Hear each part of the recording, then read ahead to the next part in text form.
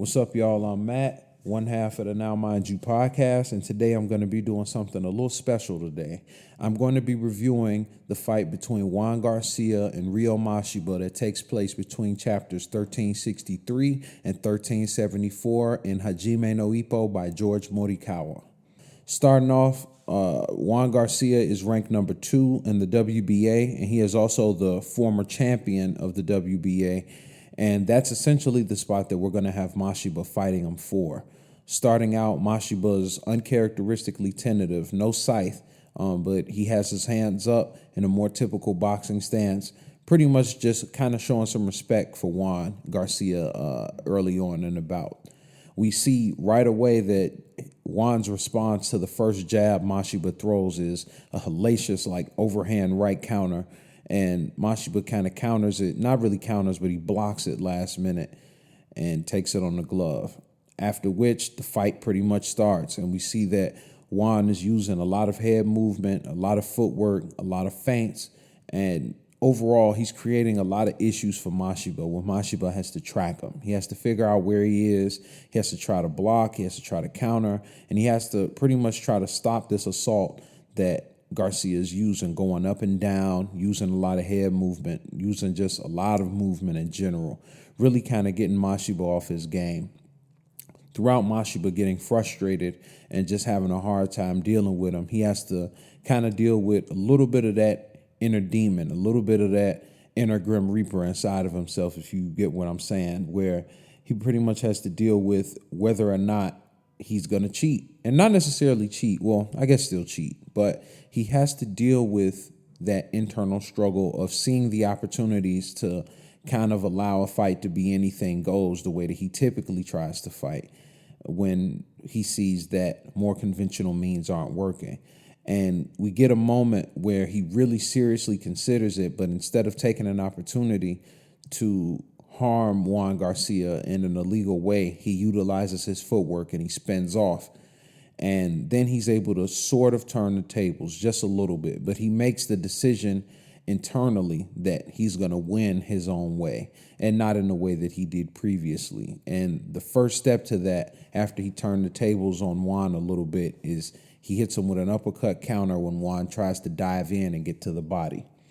After that, he starts letting those jabs go, and these guys kind of begin to get into a 50-50 situation, which is even what one of the chapters ends up being called when they're fighting at that mid-range.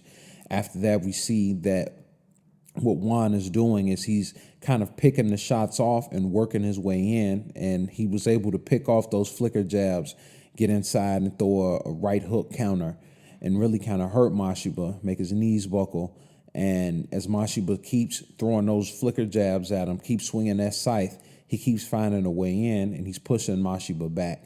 And as he's pushing Mashiba back, he's doing catch and counter. You know, he catches a shot on one hand, counters with the other hand. Catches with one hand, counters on the other side. And he really starts to hurt Mashiba. And in the middle of that, Mashiba finds motivation through the support that he hears from Ippo, who's sitting on the outside of the ring.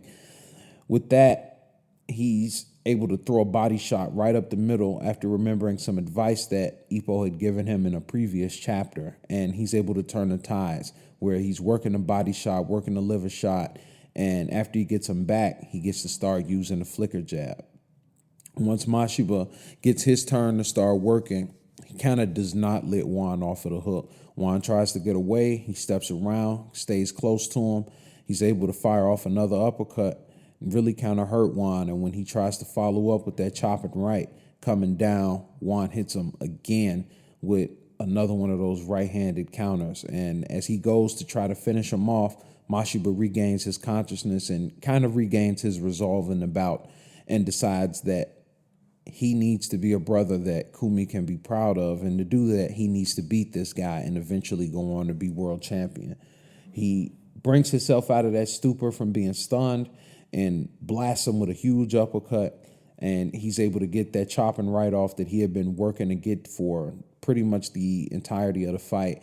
Lets his flicker jabs go, and at that point, he just tries to hawk him down and finish him, and eventually he is able to do that. One good thing about Mashiba is once he gets a guy hurt, he doesn't let him off the hook, and it actually takes the referee stepping in to stop him. funnily enough. And ultimately, what we get is after the 7 rounds of really a kind of intense fight where even I thought Mashiba might lose, he's able to pull off the victory by KO and stop him also by being stopped by the ref, like I mentioned.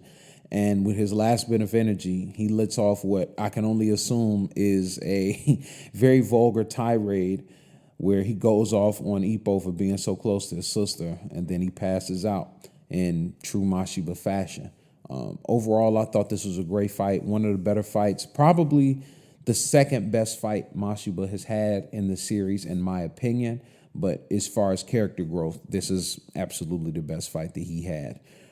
Thank you guys so much for checking this out. Just my quick little review of the fight. You can follow me at Matt Hambrick on Instagram, Twitter, or whatever social media you'd like to use. And you can check us out at the Now Mind You Pod on Instagram, Twitter, YouTube, or wherever you'd like to find your podcast. Thanks for checking us out, man. Peace out.